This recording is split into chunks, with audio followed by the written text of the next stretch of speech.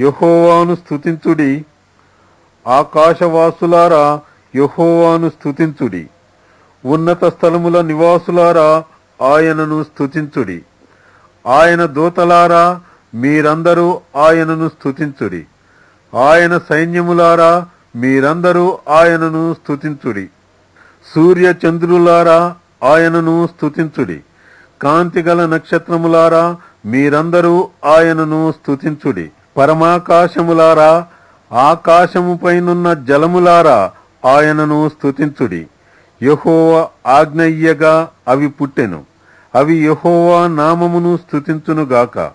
ఆయన వాటిని నిత్యస్థాయువులుగా స్థిరపరచియున్నాడు.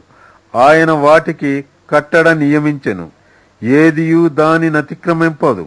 భూమి మీదనున్న మకరములారా, అగాధ జలములారా యెహోవాను స్తుతించుడి. అగ్ని, వడగండ్లారా, హిమమా, ఆవిరి, ఆయన ఆజ్ఞను నెరవేర్చు తుఫాను, పర్వతములారా, సమస్తమైన గుట్టలారా, ఫలవృక్షములారా, సమస్తమైన దేవదారు వృక్షములారా, మృగములారా, పశువులారా, నేలను ప్రాకు జీవులారా, రెక్కలతో ఎగురు పక్షులారా, భూరాజులారా, సమస్త ప్రజలారా, భూమి మీదనున్న అధిపతులారా, సమస్త న్యాయాధిపతులారా యెహోవాను స్తుతించుడి.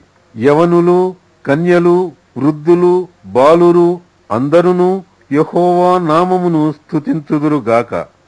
ఆయన నామము మహోన్నతమైన నామము.